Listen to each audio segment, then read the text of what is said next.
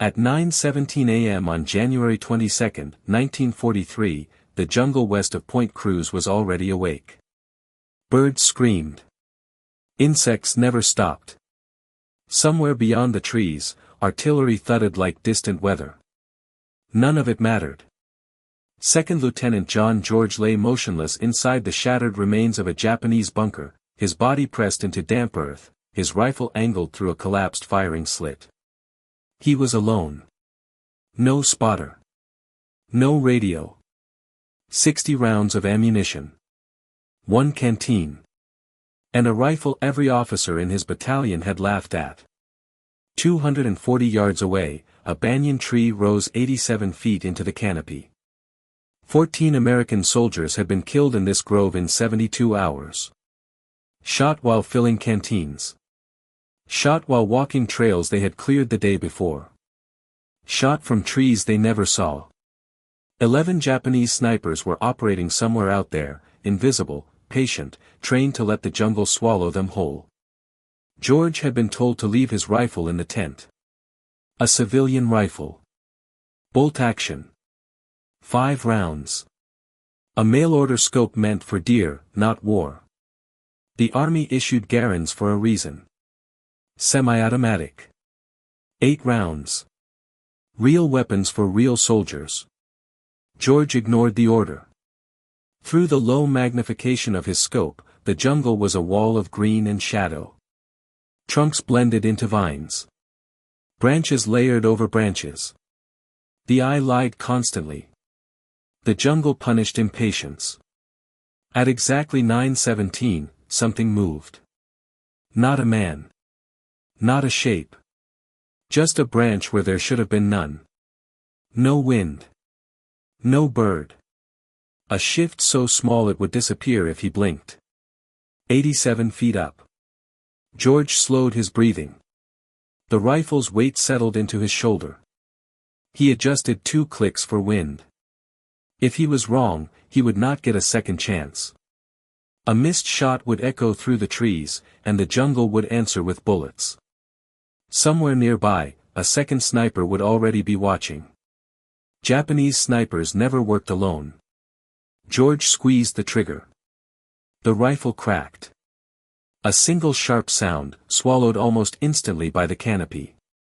For half a second, nothing happened. Then a body tore free from the branches and fell through the leaves, hitting the ground with a sound that no one in the grove would mistake for anything else. George worked the bolt and stayed on the scope. If the jungle had noticed him, it would respond soon. And by every rule of modern warfare, this was the moment where he should have died. Why, according to every doctrine that existed in 1943, should this have been impossible? By January 1943, the jungle around Point Cruz had already defeated everyone who tried to solve it the correct way. American doctrine was clear. Infantry moved in formations. Firepower suppressed threats. Speed and aggression denied the enemy time to react. It was a system designed for fields, hedgerows, roads. It worked in places where you could see what was killing you. The jungle offered none of that. West of the Matanicaw River, there were no fixed Japanese positions. No trenches to overrun. No bunkers to destroy. Just trees. Massive banyan trees, some rising 90 feet high, their branches spreading outward like a second roof above the jungle floor. A man could climb one before dawn and disappear for an entire day. No footprints. No muzzle flash visible through the leaves. No sound direction you could trust. The Japanese had adapted to this environment long before the Americans arrived. Their snipers did not hunt like marksmen on a range. They waited. They let malaria weaken units. They studied trails, water points, supply routes. Then they fired once, relocated, and vanished. In 72 hours, 14 Americans from the 132nd Infantry Regiment were killed this way. Not in attacks. Not in firefights. One at a time. A man filling his canteen. A patrol walking ground they had already cleared. A soldier shot through the neck from a tree his unit had passed twice without seeing anything wrong. There were 11 Japanese snipers operating in the Point Cruz groves. Standard response called for patrols. More men. Aggressive movement to flush the shooters out. That response had already failed. Every additional patrol created more targets. Every attempt to move fast through the jungle multiplied blind angles. The jungle did not reward initiative. It punished it. American weapons doctrine did not help either. The M1 Garand was the pride of the infantry. Semi-automatic. 8 rounds. Fast follow-up shots. It was designed to dominate firefights through volume and speed. In the jungle, that advantage evaporated. You could not see far enough to use rate of fire. You rarely saw your enemy at all. Sniper doctrine, as a formal concept, barely existed. The army had no standardized sniper program. No issued sniper rifles.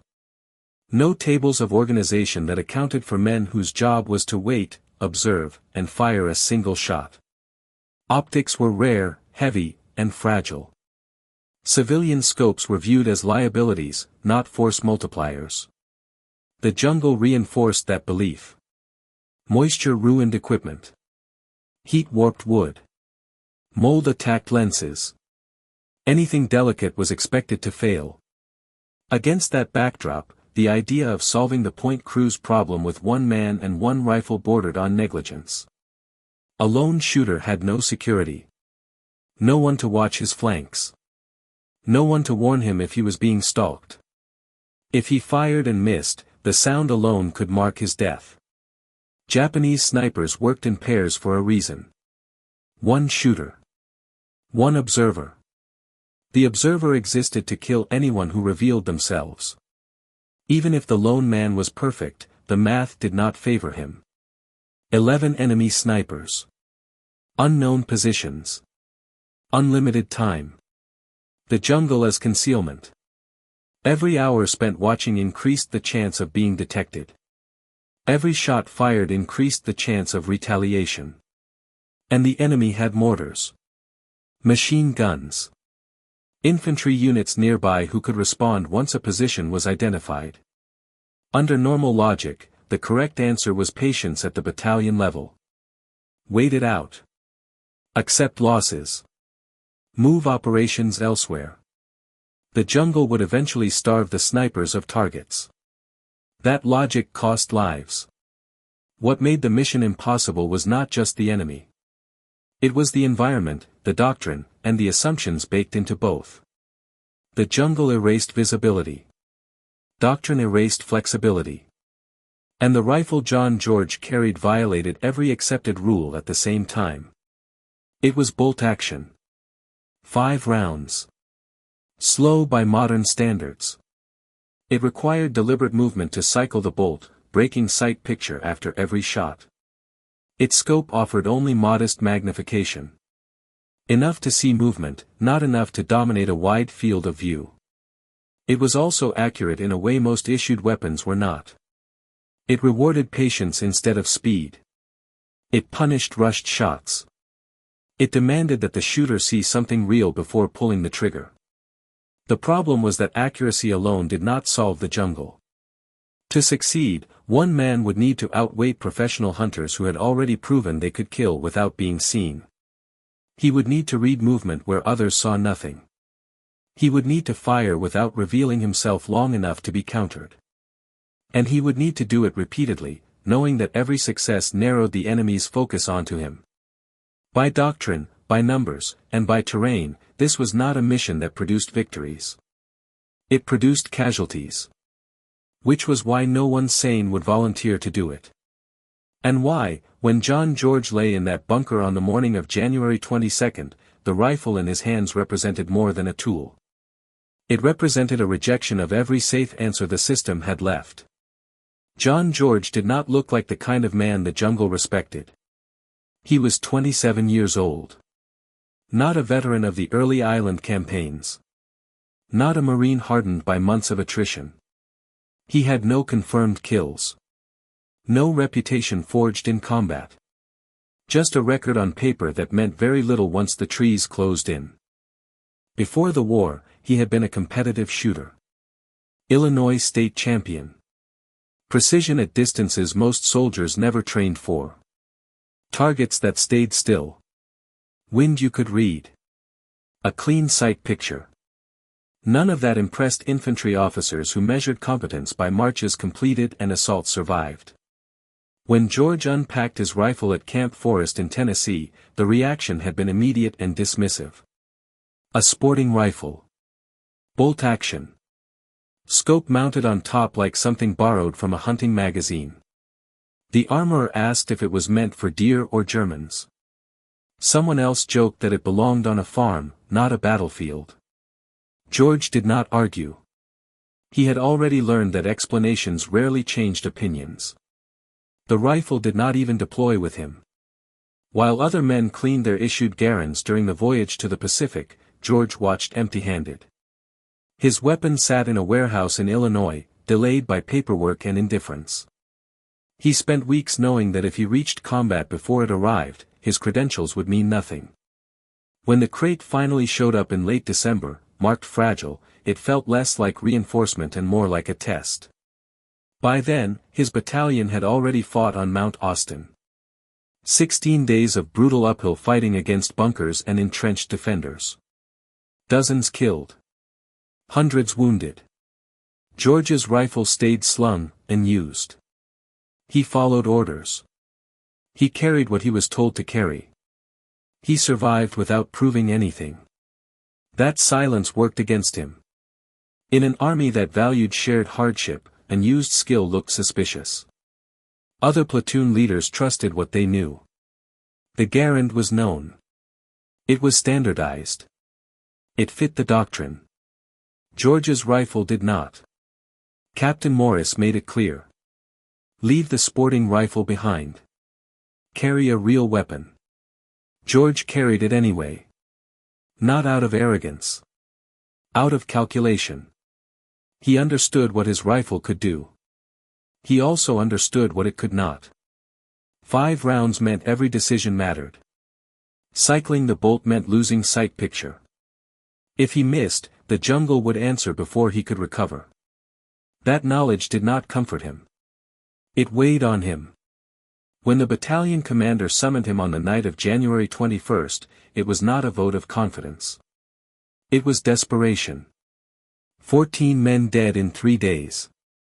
Patrols failing. Morale cracking. The snipers were killing faster than malaria. The commander did not ask if George wanted the job. He asked if the rifle worked. George listed his credentials because that was all he had. Championships. Group sizes. Distances. Numbers that sounded impressive in a classroom and hollow in the jungle. When he finished, the commander gave him until morning. It was not encouragement. It was a deadline. That night, George cleaned his rifle again. Cosmoline still clung to the metal from its ocean voyage. He checked the mounts. Retightened screws. Ran patches through the barrel until they came out clean. He handled the ammunition he had brought from Tennessee, the same cartridges fired by the garand, and counted them one more time. He slept poorly. Not because he feared the enemy. Because he feared being wrong. If he failed, men would die the next day. If he succeeded, he would still have to survive the consequences. A lone shooter breaking doctrine attracted attention. Attention in the jungle was fatal. George knew that once he fired the first shot, he would no longer be solving the battalion's problem. He would become one. By dawn, he moved alone into the ruins of a captured bunker overlooking the coconut groves west of Point Cruz. No one followed him. No one watched his back. The battalion did not need a hero. It needed results. As he settled into position, George understood the truth no one else wanted to say out loud. If this worked, it would expose a flaw not in the jungle, not in the enemy, but in the system that had laughed at the rifle in his hands. And if it did not work, the jungle would erase him quietly, the way it erased everyone else. Either way, there would be no witnesses. The rifle John George carried was not designed for war. It was designed for control. The Winchester Model 70 was a bolt-action rifle built around precision, not speed. 5 rounds in the magazine. 1 shot at a time. Every movement deliberate. Every trigger pull final. In a firefight, that was a liability. In the jungle, it changed the equation. The scope mounted on top was equally unimpressive by military standards. 2.5 power magnification. Barely enough to bring distant shapes closer. Not enough to dominate a wide field of view. But it offered something the naked eye could not: separation. In the jungle, everything moved. Leaves shifted. Insects vibrated branches. Light fractured through layers of canopy. The human eye was overwhelmed. The scope did not eliminate chaos. It slowed it down. It forced the observer to search methodically, left to right, top to bottom, instead of reacting to noise and instinct. That mattered more than firepower. Japanese snipers exploited a blind spot American doctrine never addressed. They did not rely on distance. They relied on verticality. Banyan trees were perfect hides. Thick trunks. Dense foliage. Multiple branches intersecting at different angles. A sniper positioned 80 or 90 feet up could see movement on trails, supply routes, and water points while remaining completely invisible from below. American patrols were trained to scan forward. Occasionally to the flanks. Rarely upward. The jungle canopy was assumed to be background, not threat. That assumption killed men. Japanese snipers also understood patience. They did not trade shots. They fired once, relocated, and waited hours or days for the next opportunity. Many worked in pairs. 1 shooter. 1 observer. The observer's job was not to kill targets. It was to kill anyone who tried to kill the shooter. This was where the jungle punished speed. A rapid-firing rifle encouraged follow-up shots. Follow-up shots meant movement. Movement meant sound. Sound echoed unpredictably through dense vegetation, revealing direction even when the shooter could not be seen. The jungle magnified mistakes. The bolt-action rifle did the opposite. It enforced discipline. After every shot, the shooter had to cycle the bolt, reacquire the target, and confirm it was safe to fire again. That pause was not a weakness. It was a filter. It prevented panic. It prevented chasing shadows. George understood this instinctively. He also understood what the rifle could not do. 5 rounds meant no margin for error. If he fired unnecessarily, he would run dry at the worst possible moment. Cycling the bolt broke his sight picture. If the enemy moved after the shot, he might never find them again. This forced him to wait. Waiting was the jungle's currency. George's position selection mattered as much as the rifle. He chose ruins of a captured bunker overlooking the coconut groves west of Point Cruz. The bunker offered cover and elevation. More importantly, it offered predictability. Japanese snipers expected American movement along trails and open ground. They did not expect a lone shooter to occupy a static position and stay there for hours. That expectation gap was another blind spot. The scope allowed George to detect movement without exposing himself. Not full silhouettes. Not faces. Just violations of pattern. A branch where none should move. A shift without wind. A shape that did not belong. This was not marksmanship in the traditional sense. It was pattern recognition under pressure. Every Japanese sniper George killed made the jungle more dangerous. The first kill went unanswered. The second forced the enemy to react. By the third, they were searching for him. By the fifth, they were adapting. That adaptation revealed another blind spot. Japanese snipers relied on concealment and patience, but they assumed the enemy would respond predictably. They expected counter-snipers to mirror their tactics, climb trees, seek elevation, hunt from above. George did not. He stayed grounded. He let the rifle do the work of elevation through optics. That kept his silhouette low. It reduced exposure. It made his firing position harder to triangulate. When the Japanese responded with mortars, they were reacting to sound and assumption, not confirmed observation. The jungle punished that assumption. When mortars began walking toward his bunker, George did not argue with the math. He moved fast. Not because doctrine said so, but because survival demanded it. The rifle was light enough to run with. Heavy enough to stabilize shots from improvised positions. It did not demand perfect conditions. It demanded understanding. As the duel escalated, the jungle became a second opponent. Rain masked movement. Mud erased tracks and created new ones. Waterlogged craters became concealment. Light angles changed visibility by the minute, turning perfect hides into silhouettes. George adapted because the rifle allowed him to adapt. It did not overwhelm him with options. It constrained him into making correct decisions or none at all. This was the point doctrine missed. The jungle did not reward aggression. It rewarded restraint. It did not reward volume of fire. It rewarded the first correct shot. And it punished anyone who believed speed could replace understanding. By the time the Japanese realized they were being hunted by a single shooter who did not behave like one, the balance had already shifted. Every sniper killed reduced their freedom to wait. Every hour without success increased their urgency. Urgency created movement. Movement created exposure. The rifle did not win the fight by itself. It enforced a way of thinking the jungle demanded and doctrine ignored. And once George pulled the trigger the first time, there was no returning to the rules everyone else was following. The first kill changed nothing. Not immediately. The jungle did not go quiet. Birds kept screaming. Insects kept crawling. The canopy absorbed the sound of the rifle as if it had never happened. For a brief moment, it was possible to believe that nothing had shifted.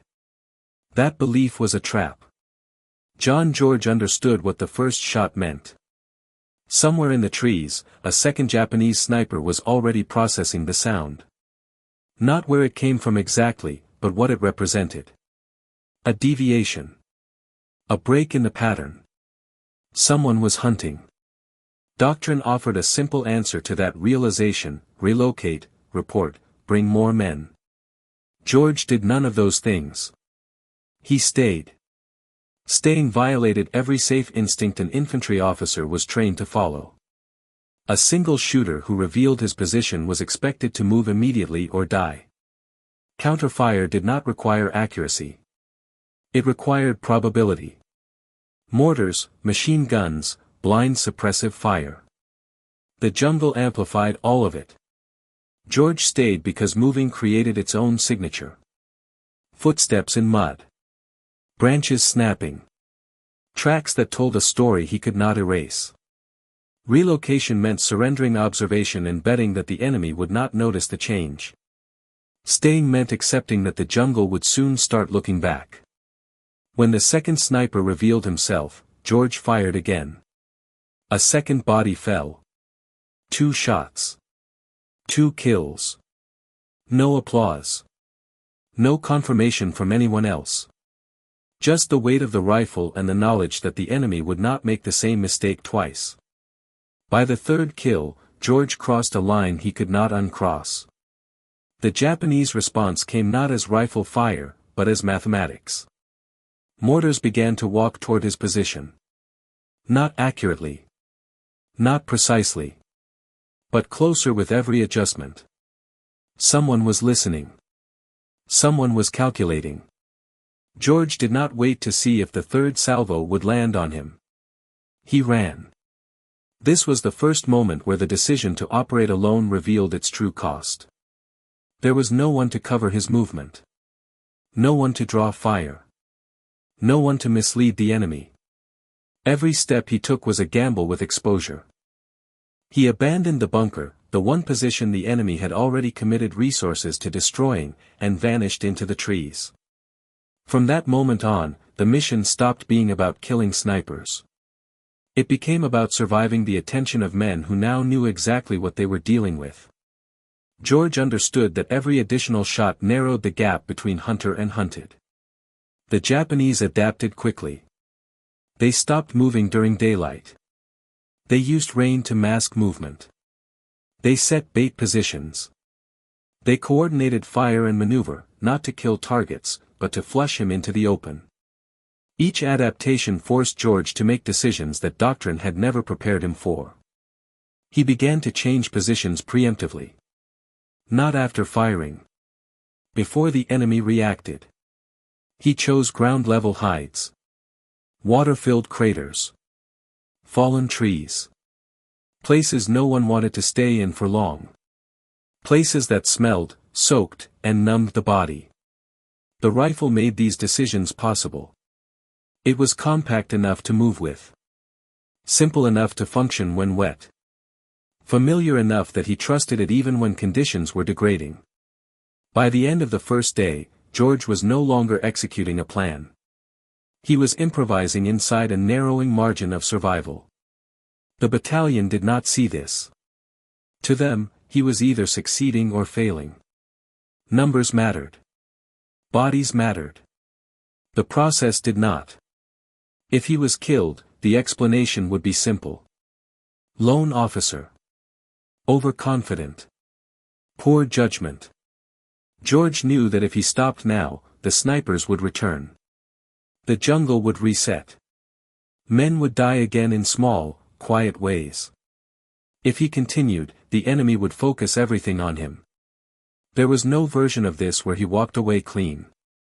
That night, as he cleaned his rifle and counted remaining ammunition, George faced the reality doctrine avoided. Once you challenge an enemy who knows how to wait, the only way out is to make them react faster than they want to. Speed was not his advantage. Pressure was. At dawn, he returned to the grove. Not because it was safe. Because there was no other way to finish what he had started. Dawn on January 23 did not bring clarity. It brought rain. Heavy tropical rain hammered the jungle canopy, turning the ground into mud and reducing visibility to little more than shapes and sound. From George's position, the banyan trees dissolved into gray silhouettes. Even with optics, there was nothing to see.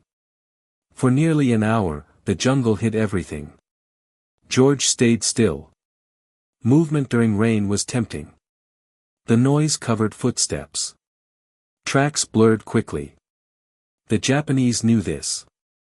If they were smart, they would already be climbing. When the rain finally slowed at 8:15, George did not rush. He waited until the light returned enough to separate branches from bodies.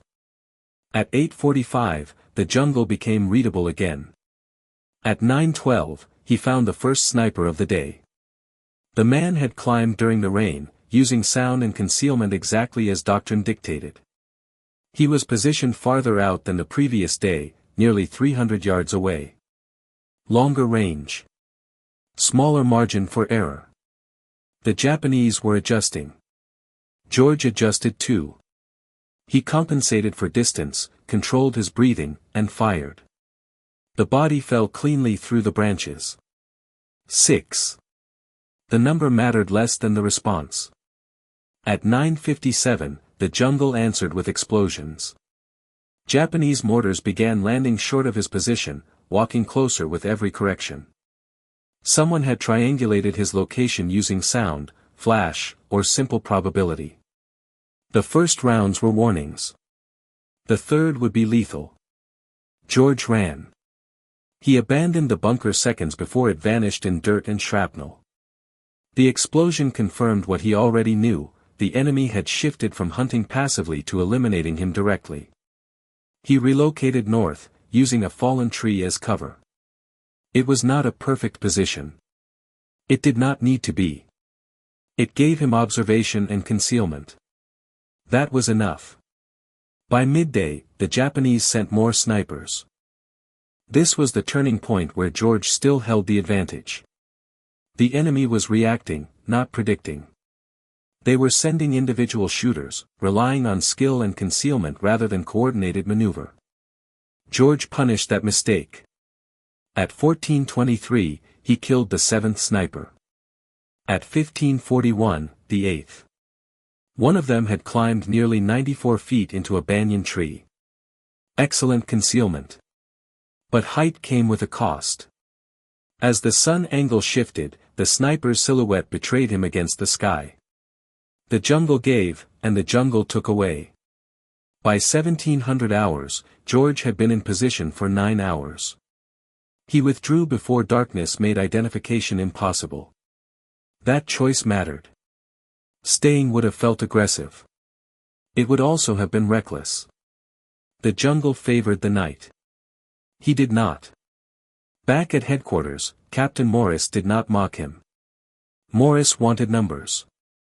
8 confirmed kills. 12 rounds fired. 4 misses. The math was impossible to ignore. Morris ordered him back at dawn. That night, George cleaned his rifle and did the math himself. 11 Japanese snipers. 8 dead. 3 remaining. The survivors would not behave like the others. They had watched friends die. They had learned his patterns. By January 24th, the hunt became symmetrical. Rain returned before dawn. George used it to move, selecting a position the enemy would not expect. Not the bunker. Not the fallen tree. He chose a cluster of rocks previously used as a machine gun nest. Elevated. Overlooked. Predictable only to someone who understood American habits. When visibility improved at 7:43, George began scanning.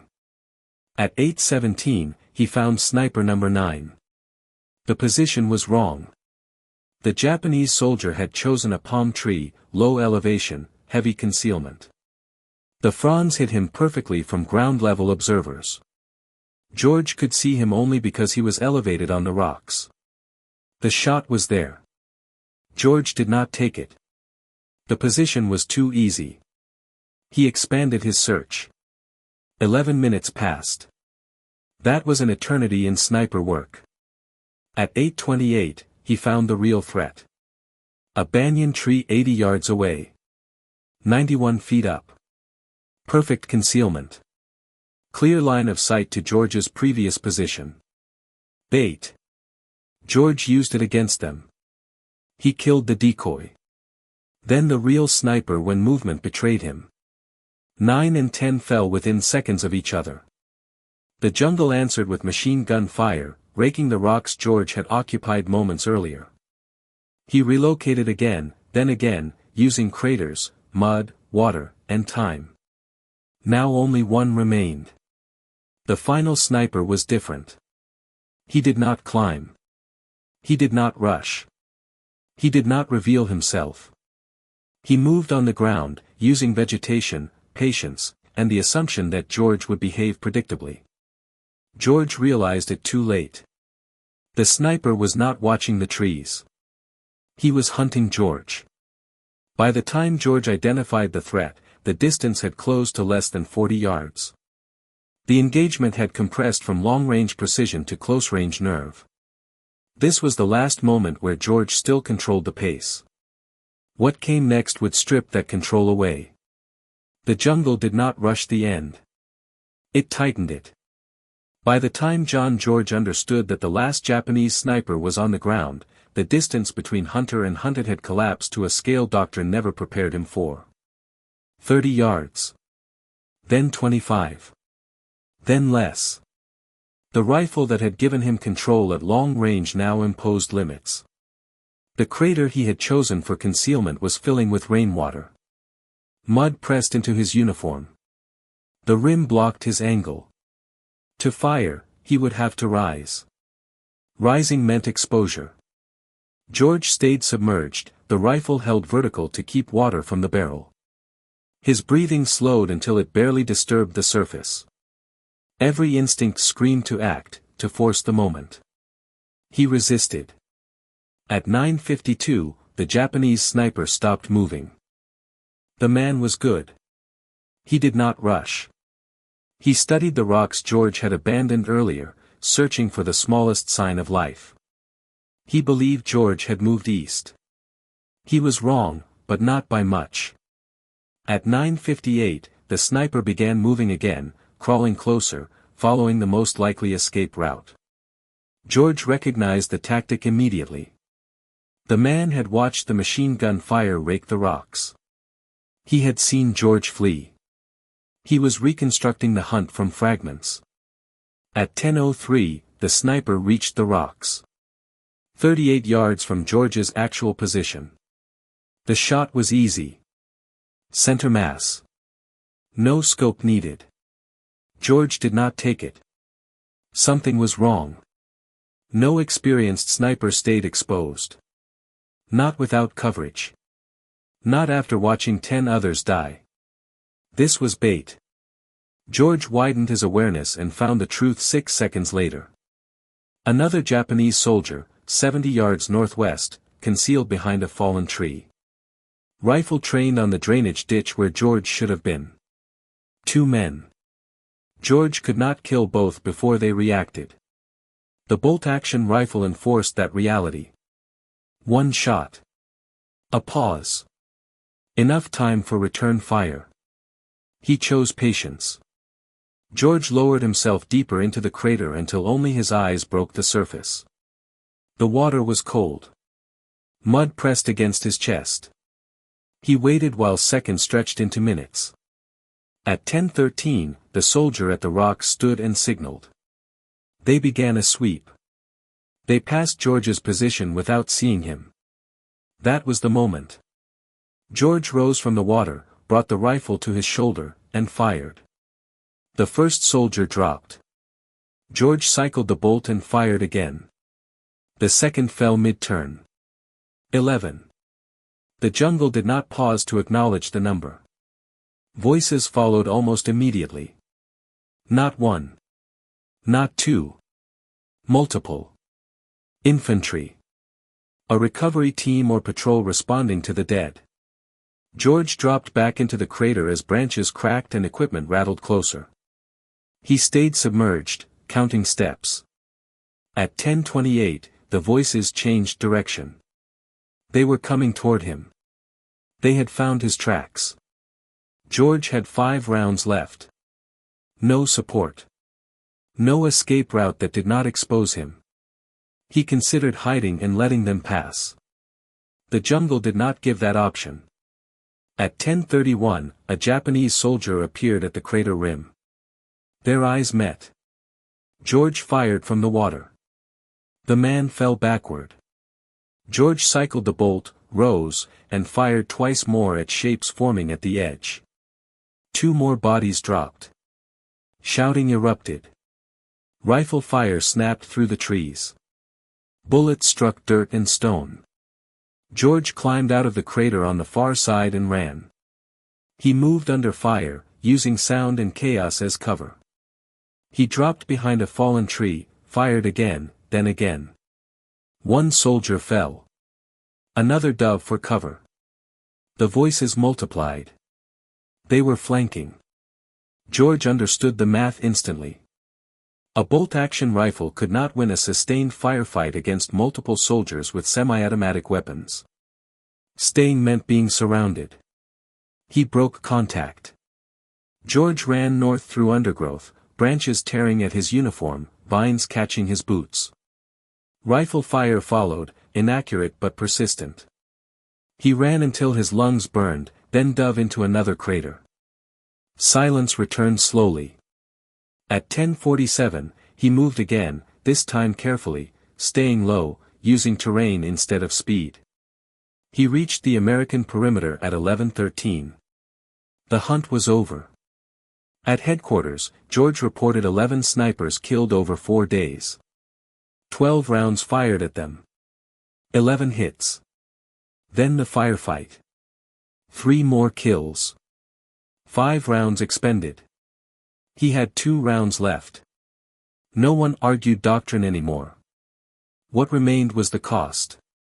The jungle had taken its share of attention, energy, and margin for error. George had survived because he adapted faster than the enemy and because the rifle in his hands forced him to think instead of react. There was no victory celebration. No sense of triumph. Only the knowledge that one wrong decision, one rushed shot, one moment of impatience would have ended differently. The jungle did not care who was right. It only punished who was wrong. The Point Cruz groves went quiet after January 24. Not silent. The jungle was never silent. But the pattern changed. No more single shots from unseen angles. No more bodies found on trails or beside water points. The threat that had killed 14 men in 72 hours simply stopped. At battalion headquarters, there was no ceremony. No announcement. No acknowledgement that doctrine had been bypassed rather than applied. Captain Morris asked for numbers. George gave them. 11 snipers killed. 12 rounds fired at them. 11 hits. That was enough. Within days, George was ordered to do something the army had never formally asked anyone to do before. Train others to fight the jungle the way he had. Rifles with optics were gathered. Men who could already shoot were identified. A sniper section was assembled without a name, without a doctrine, without precedent. It worked. In less than 2 weeks, the new teams eliminated dozens of remaining Japanese soldiers operating west of the Matanico River. Casualties dropped.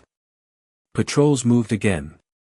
The jungle did not become safer, but it became readable. The rifle John George carried never became standard issue. It did not need to.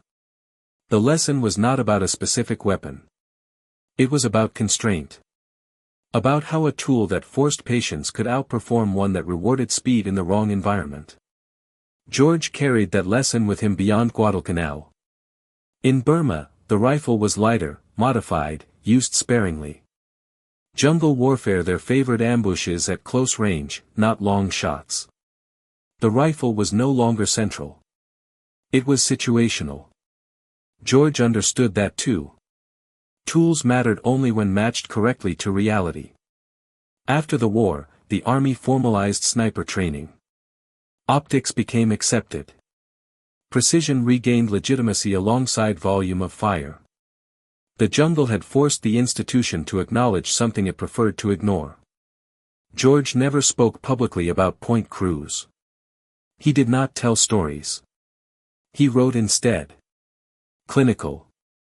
Technical. No heroism. No drama. Just what worked and what failed when doctrine met terrain and lost. The rifle followed him home. It sat in a case. It gathered no myths. Years later, it ended up behind glass in a museum. Most people walked past it without stopping.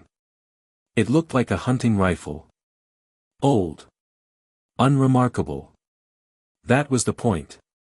In January 1943, a battalion faced a problem it could not solve by the rules it trusted. A man ignored those rules, not to prove a theory, but to stop men from dying. The jungle did not care why he succeeded. It only responded to what he did. The rifle did not change the war. But for 4 days in a place no one remembers, it forced an army to admit that sometimes, the correct answer is the one everyone laughs at first.